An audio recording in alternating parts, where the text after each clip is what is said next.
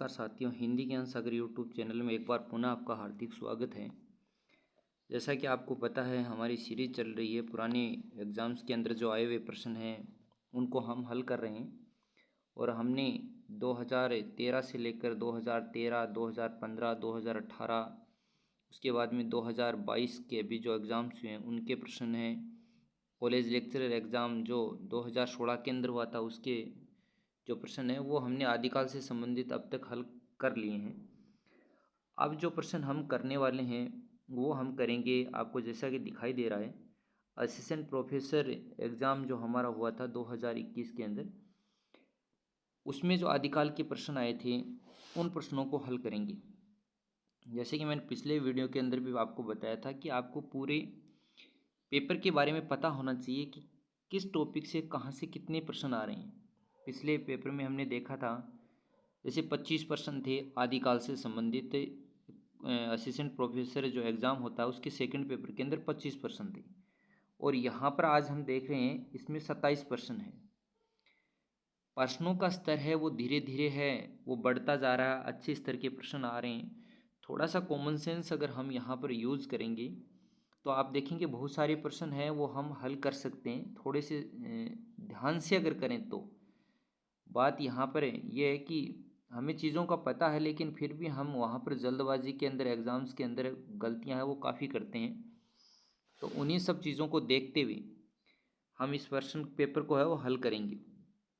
Channel को like और subscribe अवश्य करें। मैंने पहले भी आपको बताया था, मुझे तो पता नहीं इसका फ़ायदा होगा या नहीं होगा, कब होगा, क्या होगा, लेकिन आप लोगों को जो भी मेरे इस वीडियो को सुन रहा है, आप ये विश्वास रखिए कि आपको इससे बहुत ज़्यादा फ़ायदा होने वाला है। आपको एक तो पेपर करने की जो थ्योरी है उसके बारे में आपको पता चल जाएगा कि किस प्रकार से हमें पेपर है उसके अटेम्प्ट हैं वो करने चाहिए, कैसे अटेम्प्ट हैं वो छोड़ देने चाहिए। कुछ प्रश्न होते हैं उनको छोड़ना भी चाहिए और आपको ये भी पता चल जाएगा कि कौन से टॉपिक को कितना कहाँ पर समय दें और कहाँ से प्रश्न है वो बार बार पुटअप हो रहे हैं। उन सब चीज़ों का आपको इन पेपर्स को हल करोगे तब पता चल जाएगा। सारे लगभग हैं, मैं जहाँ तक देखता हूँ कि 200-250 प्रश्न हैं इसके अंदर आदिकाल से संबंधित। हमारे जो एग्ज़ाम्स है इसके प्रश्न हैं और फिर कुछ प्रश्न है वो नेट एग्ज़ाम के अंदर आए हुए हैं, उनको भी मैं हल करवाने की कोशिश है वो आपको करूँगा। इसलिए इस चैनल को सब्सक्राइब अवश्य कर लें, इससे फ़ायदा होने वाला है। ज़्यादा समय आपका ख़राब नहीं करते हुए मैं जल्दी जल्दी प्रश्नों के उत्तर बताता हूँ। 27 प्रश्न है, इस कारण से थोड़ा वीडियो है वो लंबा हो सकता है, लेकिन धैर्य बनाए रखें, इससे आपको फ़ायदा ही होगा। चलिए देखते हैं हम। पहला प्रश्न है, पहला प्रश्न जो है, चौपाई दोहे का सबसे पुराना प्रयोग शायद यही है। जो कुछ पुराना साहित्य उपलब्ध है उससे लगता है कि पूर्वी प्रदेश के बौद्ध सिद्धों ने ही इस शैली में लिखना शुरू किया था। सरप्पा विषेक ये कथन किसका है? देखिए, सरप्पा विषेक ये कथन किसका है वो बाद की बात है, लेकिन मैं आपको ये इसकी पीपीटी में जब बना रहा था तब मैंने देखा था एक प्रश्न इससे संबंधित आपको आगे भी मिलेगा जिसके अंदर कौन सा कथन गलत है कौन सा कथन सही है इससे संबंधित आएगा। और उसमें यहाँ पर देखना आप, उससे लगता है कि पूर्वी प्रदेश कि बौद्ध सिद्धों ने इस शैली में लिखना। अब बौद्ध सिद्ध हैं वो किस क्षेत्र के अंदर पनपे या कहाँ पर उन्होंने प्रचार प्रसार किया? तो पूर्वी क्षेत्र के अंदर, और वो कथन भी वहाँ पर इससे संबंधित ही है। पूर्वी क्षेत्र के अंदर बौद्ध सिद्ध थे और पश्चिमी क्षेत्र के अंदर कौन थे? जैन थे।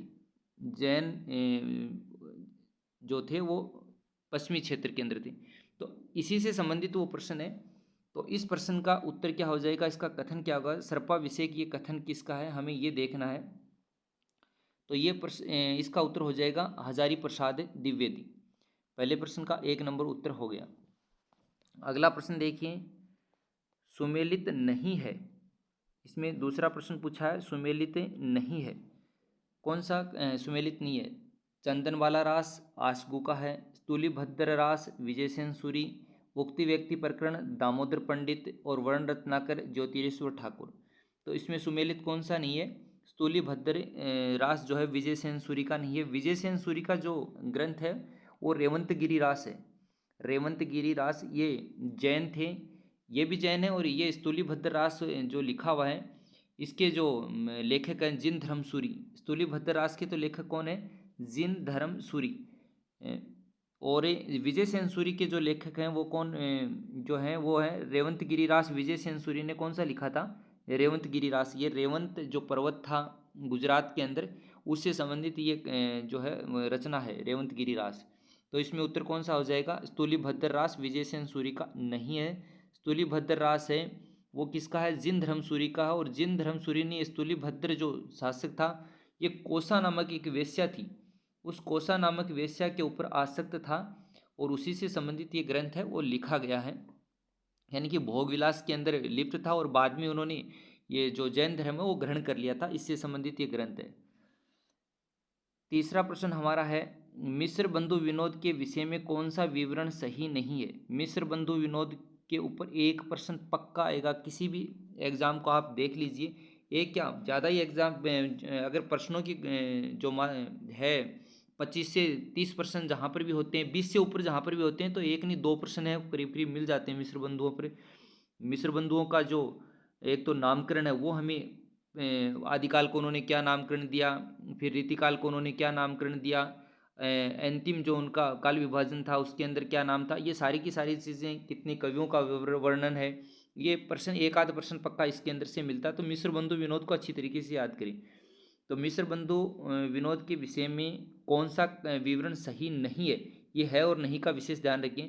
इसमें अनेक कवि जो अज्ञात थे प्रकाश में लाए गए और उनके साहित्यिक महत्व का मूल्य आंका गया, ये कथन बिल्कुल ठीक है। जो अज्ञात कवि थे और उन्होंने ये सामग्री कहाँ से ली थी, अज्ञात कवियों वाला जो मेटर लिया था, ये नागरिक प्रचारणी सभा द्वारा जो अज्ञात कवियों का एक हम कह सकते हैं कि अज्ञात कवियों का जो वर्णन किया गया था, उससे ये विवरण इन्होंने लिया था। इसके प्रथम 3 भाग संवत 1970, ये संवत है यहाँ पर, और इसका अगर हम ईस्वी सन बनाएंगे तो 1913 हो जाएगा। तो 1913 में 3 भाग प्रकाशित हुए और चौथा भाग है 1934 के अंदर। ज़्यादातर ये 1913 और 1934 वाली डेट मिलती है, इसलिए यहाँ पर भ्रमित नहीं। ये विक्रम संवत है, इसमें से 57 है वो हमें माइनस करने हैं। और चतुर्थ भाग है संवत 1991, यानी कि 1934 के ईस्वी के अंदर ये प्रकाशित हुआ, तो ये कथन भी ठीक है। चतुर्थ भाग साहित्य के वर्तमान काल से संबंधित है, तो ये कथन भी बिल्कुल ठीक है। इनका नामकरण है जो उन्होंने अलग अलग काल जो दिया था वो हमें याद करना। आरंभिक काल आदिकाल को नाम दिया, फिर माध्यमिक काल है, तीसरा अलंकृत काल है, रीतिकाल को नाम दिया, परिवर्तन काल है, वर्तमान काल है, अंतिम भाग इनका था। तो ये कथन भी बिल्कुल ठीक है। इसके चारों भागों में लगभग 3000 कवियों का विवरण है, तो ये कथन है वो गलत है, उसमें सही नहीं है, यही पूछा है। क्योंकि यहाँ पर 3000 कवि नहीं बल्कि 5000 कवियों का इन्होंने वर्णन किया था। 3000 की जगह कितना किया था? 5000 का। तो इसमें उत्तर क्या हो जाएगा? डी। अगला प्रश्न है, कौन सा विवरण सही नहीं है? कौन सा विवरण सही नहीं है? गारसा द तोसी ने अपनी इतिहास ग्रंथ में कवियों को कालानुक्रम प्रस्तुत किया। शिवसिंह सरोज में लगभग 1000 कवियों का जीवन चरित्र उनकी कविताओं के उदाहरण सहित प्रस्तुत किया गया है। जॉर्ज ग्रियर्सन के इतिहास ग्रंथ का हिंदी अनुवाद हिंदी साहित्य का प्रथम इतिहास शीर्षक से हुआ। ये पिछले वीडियो के अंदर भी मैंने आपको बताया था, इसका प्रकाशन भी बताया था और किस नाम से किया था, कौन इसका लेखक था। मैं चाहता हूं कि इसका कमेंट बॉक्स में आप अवश्य उत्तर दें कि हिंदी साहित्य का प्रथम इतिहास नामक जो ग्रंथ लिखा था जॉर्ज ग्रियर्सन के इतिहास ग्रंथ का अनुवाद करके, वो किसने लिखा था और इसका प्रकाशन कब हुआ था, क्योंकि हमने पिछले वीडियो के अंदर ये पढ़ा है। जॉर्ज ग्रियर्सन ने कवियों और लेखकों को कालानुक्रम वर्गीकृत किया है। जॉर्ज ग्रियर्सन ने कवियों और लेखकों को कालानुक्रम रूप में वर्गीकृत किया, ये कथन भी ठीक है। यानी कि ये भी ठीक है, जॉर्ज ग्रियर्सन का ये अनुवाद वाला भी ठीक है, और ये जो है 1000 कवियों का जीवन चरित्र उनकी कविताओं के उदाहरण सहित प्रस्तुत किया, ये भी ठीक है। अब देखिए यहाँ पर गारसा द तोसी ने अपने इतिहास ग्रंथ में कवियों को कालानुक्रम में नहीं किया, उन्होंने वर्णानुक्रम में प्रस्तुत किया था, वर्णानुक्रम में। और हम क्या होता है, एग्जाम का प्रेशर रहता है, हम जल्दी जल्दी के अंदर पढ़ते हैं तो उस समय में हम ध्यान नहीं रखते, कालानुक्रम भी हमारे लिए वहाँ पर वर्णानुक्रम ही लगता है हमें। इसलिए बहुत ध्यान से पढ़ें, थोड़ा अगर हम सजग होकर पढ़ेंगे तो बहुत आसान सा पेपर है, कोई ज़्यादा हार्ड नहीं है। तो वर्णानुक्रम रूप में इन्होंने वहाँ पर प्रस्तुत किया, तो इसका उत्तर क्या हो जाएगा? ए। अगला प्रश्न हमारा है, 5 नंबर प्रश्न, इतिहास का इतिवृत्तात्मक लेखन सबसे प्रथम मिस्र बंधुओं के विनोद में पाया जाता है। इतिहास का इतिवृत्तात्मक लेखन सबसे प्रथम मिस्र बंधुओं के, ये विनोद का तात्पर्य मिस्र बंधु विनोद है, यानी कि मिस्र बंधुओं का जो ग्रंथ लिखा हुआ था मिस्र बंधु विनोद, यहाँ पर थोड़ा सा हमें भ्रमित करने के उद्देश्य से इस प्रकार की भाषा प्रयोग और लेखक द्वारा कर ली जाती है। ये उक्ति किसकी है? तो ये उक्ति किसकी है? देखिए, मिस्र बंधुओं के ऊपर कटाक्ष काफ़ी जगहों पर किया है तो रामचंद्र शुक्ल ने किया है, और रामचंद्र शुक्ल के जो पदचिन्ह है उनके ऊपर ही रामकुमार वर्मा चले थे। तो कई बार हमारे मन में थोड़ा सा भ्रमित हम हो जाते हैं शुक्ल और रामकुमार वर्मा के अंदर, क्योंकि रामचंद्र शुक्ल के पदचिन्हों पर ही रामकुमार वर्मा चले थे। जहाँ जहाँ पर रामचंद्र शुक्ल जी ने जिस जिसकी आलोचना की, वहाँ वहाँ पर रामकुमार वर्मा ने तकरीबन सभी जगहों पर आलोचना की, जहाँ पर प्रशंसा की वहाँ पर इन्होंने भी प्रशंसा की। तो यहाँ पर ये जो कथन ये शुक्ल जी का नहीं है, ये रामकुमार वर्मा जी का है। तो इस प्रकार से हमारे ये प्रश्न हो गए 5। छठा प्रश्न देखिए अब हमारा छठा प्रश्न है, इस पुस्तक की भाषा को कवि ने स्वयं अवहट कहा था। इसमें बीच बीच में मैथिली भाषा के प्रयोग आ गए हैं। भाषा के अध्ययन की दृष्टि से इस पुस्तक का महत्व है ही। अब देखिए, ये प्रश्न अभी हाल ही के एग्जाम में एक प्रश्न आया था जिसमें ये पूछा गया था कि कीर्ति जो लता है उसकी भाषा क्या है, कीर्ति लता की भाषा क्या है। और उसमें ऑप्शन में क्या था, उसमें ऑप्शन के अंदर अपभ्रंश भी था और अवहट भी था, और इसी कारण से ये काफ़ी विवाद है वो चला था कि इसमें अपभ्रंश होगा या अवहट होगा। अगर प्रवृत्ति अपभ्रंश दिया जाता और अवहट दिया जाता तब तो कुछ बात थी, लेकिन अपभ्रंश है न होकर यहाँ पर अवहट है वो ही। देखिए यहाँ पर स्वयं कवि ने खुद ने मानी है ये बात। हजारी प्रसाद द्विवेदी का ये कथन किस कृति के संदर्भ में है? तो ये तो मैंने आपको बता ही दिया कि ये जो विवाद हुआ था किसके संदर्भ में हुआ था, ये कीर्तिलता के संदर्भ में हुआ था। तो इसका उत्तर तो क्या हो जाएगा, कीर्तिलता हो जाएगा। लेकिन मेरा कहने का तात्पर्य है कि यहीं से देखिए प्रश्न फिर से पुटअप हो गया, थोड़ी सी भाषा शैली है उसको चेंज करके, लेकिन प्रश्न आते यहीं से हैं, कहीं न कहीं से। जो पहले के प्रश्न आए उसी के इर्द गिर्द से ही प्रश्न आते हैं।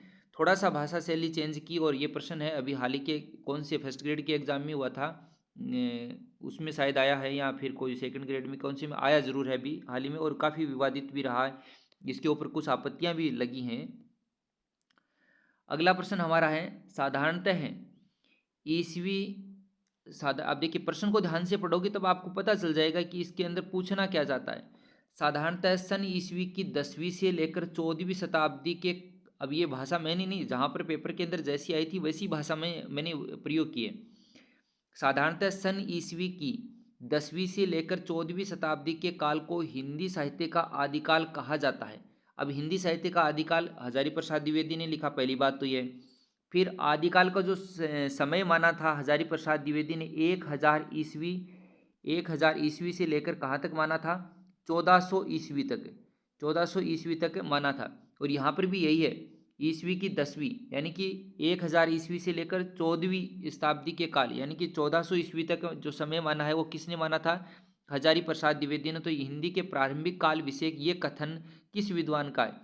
देखिए वैसे कथन आ गया, लेकिन वैसे सीधी सीधी सी बात है कि 1000 ईस्वी से लेकर 1400 ईस्वी तक आदिकाल का जो समय है वो किसने माना है, तो वो समय माना है हजारी प्रसाद द्विवेदी ने। तो इसका प्रश्न क्या हो जाए, उत्तर का क्या हो जाएगा, हजारी प्रसाद द्विवेदी हो जाएगा। अगला प्रश्न हमारा है, काल प्रवृत्ति का निर्णय प्राप्त ग्रंथों की संख्या द्वारा नहीं निर्णित हो सकता, बल्कि उस काल की मुख्य प्रेरणादायक वस्तु के आधार पर हो सकता है। ये कथन किसका है? अब देखिए यहाँ पर भी बहुत सीधी सीधी सी बात है, काल प्रवृत्ति का निर्णय प्राप्त ग्रंथों की संख्या के आधार पर नहीं। देखिए ग्रंथों की संख्या के आधार पर हम अगर रामचंद्र शुक्ल को पढ़ेंगे और रामचंद्र शुक्ल की, और यहाँ एक बात मैं आपको विशेष तौर से बताता देता हूँ कि पूरा रामचंद्र शुक्ल का इतिहास, हिंदी साहित्य का इतिहास आप पढ़ें ना पढ़ें, लेकिन शुरू के 4-5 पेज उन्होंने भूमिका के रूप में लिखे हैं, वो पेज अवश्य पढ़ें। हर बार हर एग्जाम के अंदर उन 4-5 पेज में से कम हर एग्जाम के अंदर 4-5 प्रश्न अवश्य ही मिलते हैं। तो वो 4-5 पेज हैं, वो तो आपको अवश्य ही पढ़ने हैं। और काल प्रवृत्ति के निर्णय प्राप्त ग्रंथों की संख्या के आधार, और ग्रंथों की संख्या के आधार पर जो काल विभाजन किया था रामचंद्र शुक्ल ने किया था। और आपको ये पता है कि आचार्य रामचंद्र शुक्ल को काउंटर अगर किसी ने किया था तो वो हजारी प्रसाद द्विवेदी थे।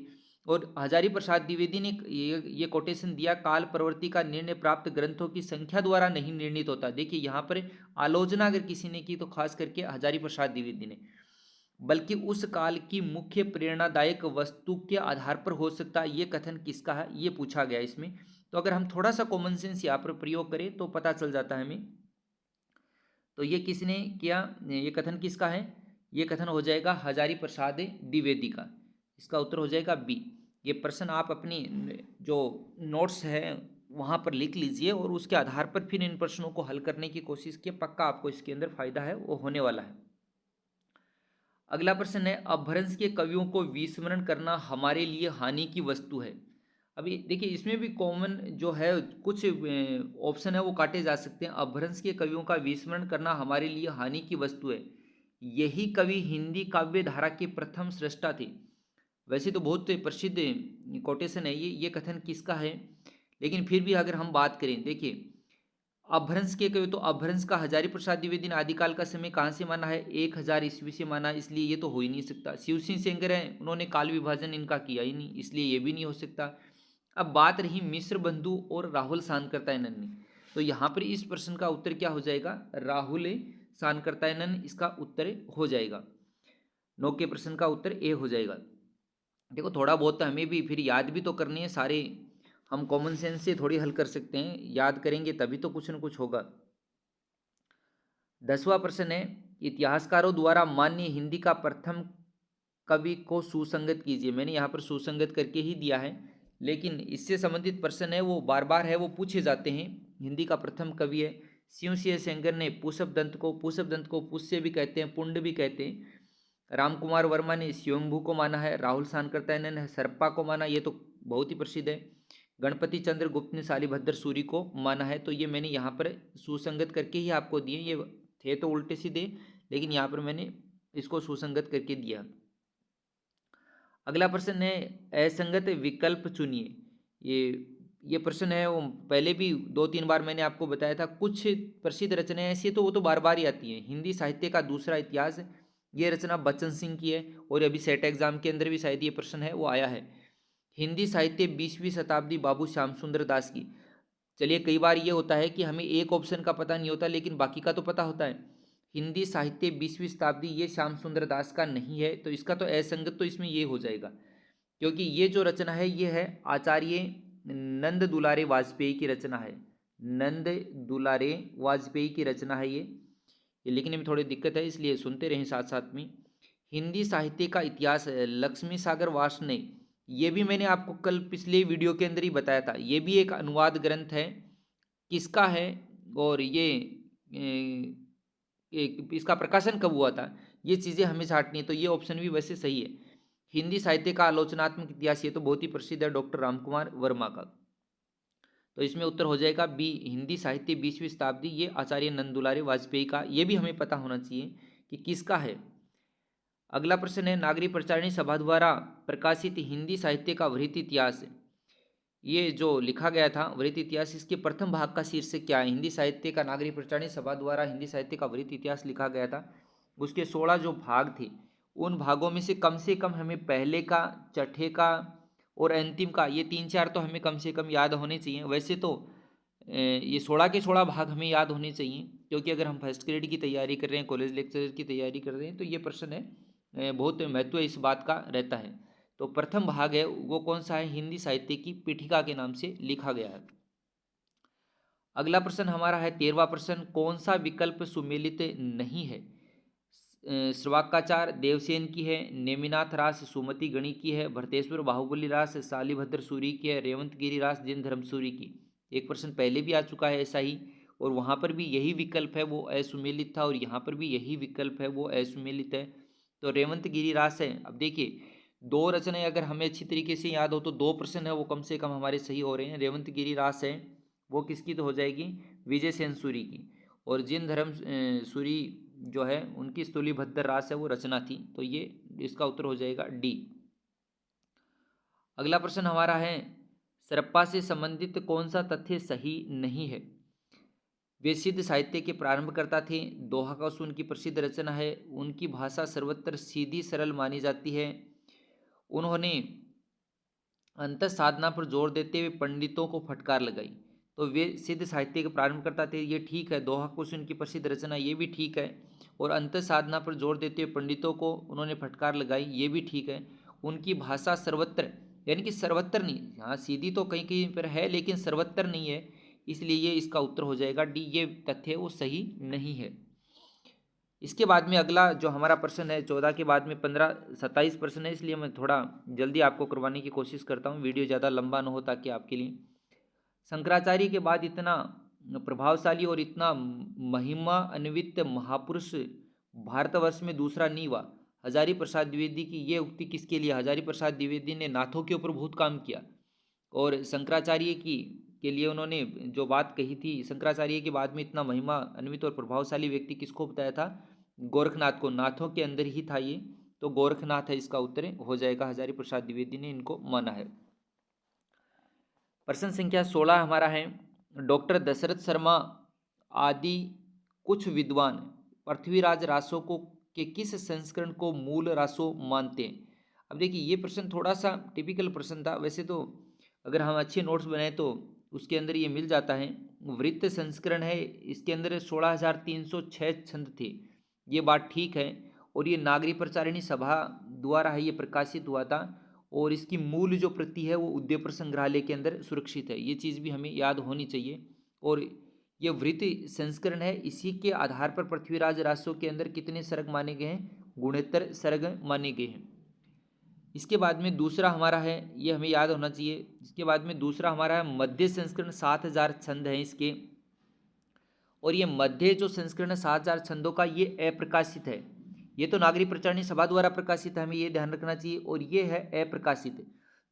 मध्य संस्करण भी अप्रकाशित है और लघु संस्करण है, ये भी अप्रकाशित है, दोनों ही अप्रकाशित है। और इसकी जो मूल प्रति है वो कहाँ पर सुरक्षित है? बीकानेर और अबोहर के अंदर 2 जगहों पर इनकी मूल कृति है वो सुरक्षित है। लघु संस्करण है उसके 3500 छंद है, ये बात तो ठीक है। और ये अप्रकाशित है, बीकानेर में सुरक्षित है। ये भी कहाँ पर है? बीकानेर के अंदर सुरक्षित है। और सबसे छोटा संस्करण है वो 1300 छंद, और इसी को डॉक्टर दशरथ शर्मा ने, हमारा प्रश्न ये था कि डॉक्टर दशरथ शर्मा आदि कुछ विद्वानों ने पृथ्वीराज रासो के किस संस्करण को मूल रासो माना है? यानी कि इनका मानना है कि बाद में इसके अंदर प्रक्षिप्त जुड़ते गई, बाद में कुछ चीज़ें और ऐड होती गई और ये बड़ा ग्रंथ बन गया, लेकिन इन्होंने मूल रूप से सबसे छोटा जो संस्करण था उसी को मूल पृथ्वीराज रासो माना है। तो इसमें हो जाएगा सबसे छोटा संस्करण 1300 छंद वाला। इसके बाद में हमारा 17वां जो प्रश्न है, बीसल देव रासो के संपादनकर्ता इनमें से हैं? तो बीसल देव रासो के संपादनकर्ता आचार्य शुक्ल और दशरथ शर्मा और हजारी प्रसाद द्विवेदी, माता प्रसाद गुप्त और अग्रचंद नाहटा, हजारी प्रसाद द्विवेदी और अग्रचंद नाहटा। तो इसका उत्तर क्या हो जाएगा? सी, माता प्रसाद गुप्त और अग्रचंद नाहटा हैं, ये इसके संपादन करता है। फिर इसके बाद में अगला जो हमारा प्रश्न है, आचार्य शुक्ल के अनुसार किस रचना के आधार पर विद्यापति मैथिल कोकिल कहलाए? ये प्रश्न पहले भी आ चुका है। आचार्य शुक्ल के अनुसार किस रचना के आधार पर विद्यापति मैथिल कोकिल कहलाए? तो ये किसके आधार पर कहलाए? पदावली के आधार पर। ये प्रश्न फिर रिपीट हुआ। बहुत सारे प्रश्न है, आप यहाँ पर देखोगे कि रिपीट हुए हैं। अगर हम पीछे के सारे एग्जाम्स के प्रश्नों को अगर हल कर लें तो यहाँ पर 70 से 75% एग्जाम जो प्रश्न है वो पीछे के एग्जाम्स के ही रिपीट हो रहे हैं, थोड़ा बहुत भाषा शैली को चेंज करके हो रहे हैं। तो इस प्रकार से हमने 18 प्रश्न कर लिए। अब अगला प्रश्न हमारा है 19वां प्रश्न, आदिकालीन हिंदी कवि अमीर खुसरो विषयक कौन सा तथ्य सही नहीं है?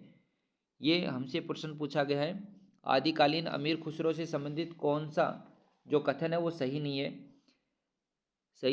उनकी पहेलियाँ, मुकरियाँ, दो सुखने हिंदी साहित्य में प्रसिद्ध है, ठीक है, ये प्रसिद्ध है। उनकी रचनाओं में खड़ी बोली काव्य भाषा बनने का प्रयास कर रही थी। ये प्रारंभिक के खड़ी बोली के कवि थे तो प्रयास कर रही थी, ये भी ठीक बात है। उन्होंने जनजीवन के साथ घुल मिलकर काव्य रचना की, ये भी बिल्कुल आम जनता के बीच में रहते थे। तो सीधी सी बात है, 3 सही है तो चौथा अपने आप ही हो जाएगा। उनका लक्ष्य जनता को धर्म उपदेश देना मात्र था। उनका लक्ष्य जनता को धर्म उपदेश देना मात्र नहीं था, इसके अलावा उन्होंने बहुत सारी शिक्षाएं भी उनको प्रदान की, दार्शनिक मत भी उन्होंने प्रस्तुत किए मनोरंजन भी जनता का खूब किया, यानी कि सब कुछ सारे क्षेत्रों में इनका योगदान है, इसलिए एकमात्र लक्ष्य इनका नहीं हो सकता ये। तो इसमें उत्तर हो जाएगा डी। अगला प्रश्न हमारा है, इनमें से कौन सा विवरण सही नहीं है। मैं देखिए शुरू के अंदर एक प्रश्न आया था और उस प्रश्न के अंदर मैं यही बात कर रहा था कि आगे एक प्रश्न और आएगा जिसके अंदर कम से कम है एक ऑप्शन तो काट सकते हैं और वही ऑप्शन इसका उत्तर भी होगा। सिद्धों की वाममार्गी भोग साधना की प्रतिक्रिया में नाथ पंथियों की हठयोग साधना प्रारंभ हुई। ठीक है, और ये पहले भी प्रश्न आ चुका है कि सिद्धों की वाममार्गी भोग साधना थी, नारी भोग के अंदर ये लिप्त हो गए थे और इसी कारण से नाथ संप्रदाय का उदय हुआ और नाथों के अंदर हठयोग साधना है वो प्रारंभ हुई थी, तो ये ठीक है। जैन साहित्य का आचार रास फागु चरित आदि शैलियों में रचा गया, यानी कि जैन साहित्य है वो किसके अंदर रचा गया था, तो जैन साहित्य आचार रास फागु और इनके अंदर रचा गया था। ये आचार नहीं है, आचार है, आ है इसके अंदर, आचार रास फागु और चरित आदि शैलियों में रचा गया, ये ऑप्शन भी ठीक है। हिंदी प्रदेश के पूर्वी भाग में जैन साधुओं ने हिंदी कविताओं के माध्यम से जैन मत का प्रचार किया। देखिए कोटेशन बहुत सीधा सीधा सा दिखाई दे रहा है, लेकिन इसमें एक छोटी सी गलती है, पूर्वी भाग। तो हिंदी प्रदेश के पूर्वी भाग में जैन साधु, पूर्वी भाग में नहीं, जैन साधुओं ने कौन से भाग के अंदर प्रचार प्रसार किया था, तो जैन साधुओं ने किया था पश्चिमी भाग के अंदर, पश्चिमी भाग के अंदर। और पूर्वी भाग के अंदर देखो पहला प्रश्न आया था, दूसरा प्रश्न उसमें आया था कि पूर्वी भाग के अंदर बौद्ध सिद्धों ने प्रचार प्रसार किया था, तो वैसे तो ये प्रश्न उसके आधार पर भी ठीक हो सकता है। तो इसमें जो सही नहीं है वो कौन सा हो जाएगा, सी हो जाएगा, सिद्ध साहित्य बौद्ध धर्म की वज्रयान उपशाखा से विकसित हुआ, ये भी ठीक है। तो इसका उत्तर हो जाएगा सी। 21वां प्रश्न है, आदि से अंत तक इन्हीं चित्तवृत्तियों की परंपरा को परखते हुए साहित्य परंपरा के साथ उनका सामंजस्य दिखाना ही साहित्य का इतिहास है। ये स्थापना किसकी है, तो ये स्थापना सीधी सीधी सी है। मैं बता रहा हूँ आपको, शुरू के पूरा हिंदी साहित्य का इतिहास आचार्य रामचंद्र का शुक्ल का आप पढ़ें या न पढ़ें, लेकिन शुरू के जो 4-5 पेज हैं वो अवश्य पढ़ें, उनमें से हर बार 3-4 प्रश्न है वो आराम से आते हैं। तो यहाँ पर ये कथन किसका है, मिश्र बंधु इसका शुक्ल जी का, आदि से अंत तक चित्तवृत्तियों की परंपरा को परखते हुए, तो ये आचार्य शुक्ल जी का है, मिश्र बंधु का नहीं है, विजय देवनारायण साई का नहीं है, रामकुमार वर्मा का नहीं है, आचार्य रामचंद्र शुक्ल का है, ये कथन है। इसके बाद में अपना अगला प्रश्न जो है वह है, इस संबंध में इसके अतिरिक्त और कुछ कहने की जगह नहीं कि ये पूरा ग्रंथ वास्तव में जाली है। वैसे सबसे पहले डॉक्टर बुल्लर ने माना था, लेकिन डॉक्टर बुल्लर के आधार पर ये जो कथन दिया था वो दिया था आचार्य रामचंद्र शुक्ल ने दिया था। अब देखिए शुक्ल जी का पहले वाला प्रश्न शुक्ल जी का, दूसरा प्रश्न शुक्ल जी का है, 2-3 प्रश्न हजारी प्रसाद द्विवेदी के कोटेशन क्या है, एक रामचंद्र इसका रामकुमार वर्मा का है, यानी कि प्रसिद्ध प्रसिद्ध जो कोटेशन जिन कवियों और लेखकों के हैं वही ज़्यादा पूछे जाते हैं। तो यहाँ पर यह हो जाएगा, इस संबंध में उसके अतिरिक्त और कुछ कहने की जगह नहीं कि पूरा ग्रंथ वास्तव में जाली है। जबकि पृथ्वीराज रासो के आधार पर ही 12 ग्रंथों में एक ये ग्रंथ भी था जिसके आधार पर उन्होंने रासो साहित्य है आदिकाल की उत्पत्ति है वो वीरगाथा काल नाम है उन्होंने दिया था। तो इसका उत्तर हो जाएगा आचार्य रामचंद्र शुक्ल।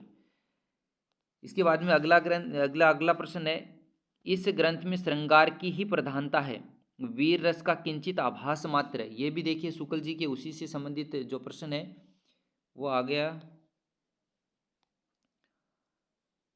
इस ग्रंथ में श्रृंगार की ही प्रधानता है, वीर रस का किंचित आभास मात्र है। रामचंद्र शुक्ल की यह मान्यता किस ग्रंथ के संदर्भ में है, बीसलदेव रासो, पृथ्वीराज रासो, बीसलदेव रासो, खुमान रासो और विजयपाल रासो।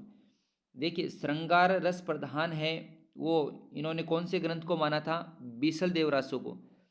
कुल 12 रचनाओं में से 3 रचनाएं ऐसी थी जो वीर रस प्रधान नहीं थी। एक तो बीसलदेव रासो, विद्यापति की पदावली और खुसरो की पहेलियाँ। विद्यापति की पदावली, खुसरो की पहेलियाँ और एक था इसमें बीसलदेव रासो। ये 3 ग्रंथ ऐसे थे 12 ग्रंथों में, जिन 12 ग्रंथों के आधार पर उन्होंने वीरगाथा काल नाम दिया था। उन 12 में से ये 9 रचनाएं ऐसी थी, बाकी बची हुई 9 रचनाएं ऐसी थी जिनके आधार पर उन्होंने वीरगाथा काल नाम दिया था। और एक ही प्रवृत्ति की बहुत सारी रचनाओं के आधार पर वीरगाथा काल नाम दिया था और इसी को काउंटर किया था हजारी प्रसाद द्विवेदी ने। और एक कोटेशन हमारे पीछे आया था कि संख्या के आधार पर कुछ तय नहीं होता, उस समय की मूल रूप से जो खास वस्तु होती है उसी के आधार पर उस काल का नामकरण करना चाहिए। तो ये काउंटर करते हुए हजारी प्रसाद द्विवेदी ने दिया था और ये कथन भी हमारे पीछे आया है इसके अंदर। तो यहाँ पर हो जाएगा बिसलदेव रासो। अगला प्रश्न है, वे सांप्रदायिक शिक्षा मात्र हैं अतः शुद्ध साहित्य की कोटि में नहीं आ सकते। और ये प्रश्न है, ये भी उनकी जो भूमिका लिखी हुई आचार्य रामचंद्र शुक्ल की आप देखना हिंदी साहित्य का इतिहास। अभी हिंदी साहित्य का इतिहास की जो शुरू के 4-5 पेज की जो प्रस्ताव इसने भूमिका लिखी हुई है उसी के अंदर ये सारे के सारे कम से कम यहाँ पर चार प्रश्न हैं। तो हमें वो तो कम से कम पढ़नी चाहिए। वे सांप्रदायिक शिक्षा मात्र अतः शुद्ध साहित्य की कोटि में नहीं आ सकते। सीधों नाथों योगियों की रचनाओं के विषय में यह है किसका मत है? तो यह मत किसका? आचार्य रामचंद्र शुक्ल का। अब आचार्य रामचंद्र शुक्ल का ये प्रश्न भी आ गया, देखिए। तो शुक्ल जी से संबंधित कम से कम 6-7 प्रश्न यहाँ पर कथन उनके आ गए। तो इसका हो जाएगा शुक्ल, आचार्य रामचंद्र शुक्ल। अगला प्रश्न है, राउलवेल के विषय में कौन सा तथ्य सही नहीं है? बहुत बार ये प्रश्न आया, मैंने पहले भी बताया कि ये कुछ प्रश्न ऐसी जगह होती हैं जहाँ से आने ही है। इसका रचयिता रोड़ा नामक कवि माना जाता है, ठीक है। ये मूलतः एक शिलांकित रचना, ये भी ठीक है। ये गद्य पद्य मिश्रित चंपू काव्य, ये भी ठीक है। इसमें राहुल नामक नायिका का शौर्य वर्णन, ये शौर्य वर्णन नहीं है। यहाँ पर देखिए, यहाँ पर ये छोटी सी गलती थी, शौर्य वर्णन की जगह सौंदर्य वर्णन है। अब देखिए, हम जल्दी जल्दी के अंदर क्या करते हैं, राहुल नामक नायिका का सौंदर्य वर्णन, शौर्य खूब सौंदर्य पड़ जाते हैं वहाँ पर और गलती कर देते हैं और तब सोचते हैं कि हमारा सही है सही है। और या तो वहीं पर हम कन्फ्यूजन में फंसे रहते हैं काफ़ी देर तक, तो उससे समय भी हमारा खराब होता है। इसमें राहुल नामक नायिका का शौर्य वर्णन नहीं है, सौंदर्य वर्णन है। तो इसमें कौन सा कथन राहुल वेल के विषय में कौन सा तथ्य सही, ये यहाँ पर नहीं है, ये यहाँ पर नहीं है था, ये बीच में छूट गया। तो इसके अंदर क्या हो जाएगा, इसमें राहुल नामक नायिका का सौंदर्य वर्णन है, शौर्य वर्णन नहीं है। तो इसका उत्तर हो जाएगा ये। प्रश्न को थोड़ा सा ध्यान रखना, राहुल वेल के विषय में कौन सा तथ्य सही नहीं है, ये मिसप्रिंट हो गया यहाँ पर। तो इसका उत्तर हो जाएगा डी। अगला प्रश्न है, सिद्ध सामंत युग की। अब सिद्ध सामंत युग नाम आती है, सबसे पहले हमारे दिमाग में ये आना चाहिए, सिद्ध सामंत युग नाम किसने दिया था? राहुल सानकर्तायनन ने दिया था। युग की कविताओं की सृष्टि आकाश में नहीं हुई, वैसे इसको कोटेशन के रूप में दे दिया। हमारे देश की ठोस धरती पर उपजी है, वैसे तो सीधे पूछ लेता सिद्ध सामंत युग आदिकाल का नामकरण किसने किया, तो राहुल सानकर्तायनन ने। लेकिन यहाँ पर थोड़ा सा इसको कोटेशन के रूप में देके पूछ लिया। मैं बता रहा हूँ आपको कि प्रश्न वहीं से है, राहुल सानकर्तायनन वाला ये प्रश्न तकरीबन आता है और यहाँ पर भी दिया कोटेशन के रूप में पूछ लिया। तो इसका उत्तर क्या हो जाएगा? डी।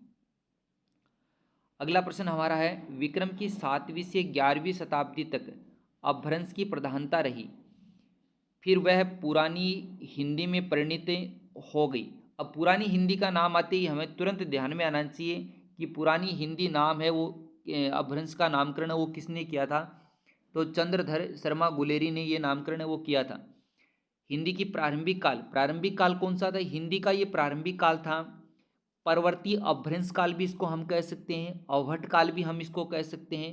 देखिए, परवर्ती अपभ्रंश इसलिए कहा क्योंकि अंतिम समय था अपभ्रंश का, और ये अवहट के रूप में भी प्रचलित थी, नाम था इसका, इसलिए इसको परवर्ती अपभ्रंश कहा जाए, अवहट कहा जाए, पुरानी हिंदी कहा जाए।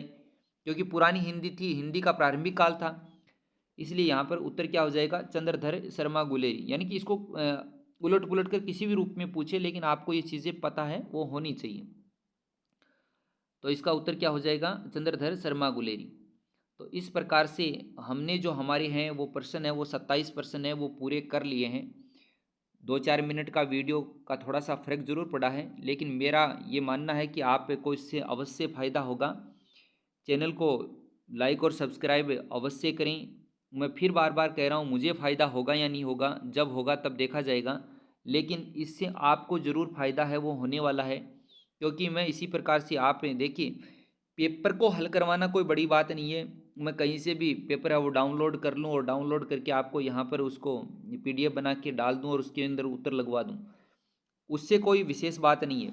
देखिए, हर पेपर में से प्रश्न आदिकाल के अलग छांटना, भक्ति काल के अलग, रीति काल के अलग, आधुनिक काल के अलग, आधुनिक काल में भारतेंदु काल के अलग, द्विवेदी युग के अलग मिलेंगे आपको, छायावाद काल के अलग मिलेंगे। हर पेपर के वहाँ पर मैं बताता जाऊँगा आपको कि ये इस पेपर के अंदर आया हुआ प्रश्न है, ये इस पेपर के अंदर आया हुआ प्रश्न है, जैसे आदिकाल के हमने प्रश्न किए हैं। अपने जो काव्य शास्त्र के प्रश्न है, अलंकारों के अलग मिलेंगे आपको, छंदों के अलग मिलेंगे आपको, सप्तशती के प्रश्न अलग मिलेंगे, व्याकरण के प्रश्न अलग मिलेंगे।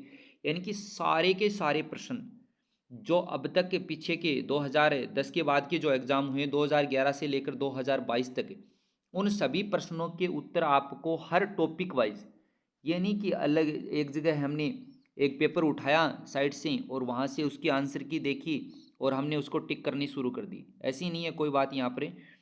हर टॉपिक के प्रश्न मिलेंगे आपको, हर पेपर के प्रश्न मिलेंगे आपको, अलग अलग मिलेंगे वो भी। इसलिए आपको इससे अवश्य फ़ायदा होने वाला है। चैनल को सब्सक्राइब अवश्य कर लें। मैं फिर कह रहा हूँ, इससे आपको फ़ायदा अवश्य ही होगा।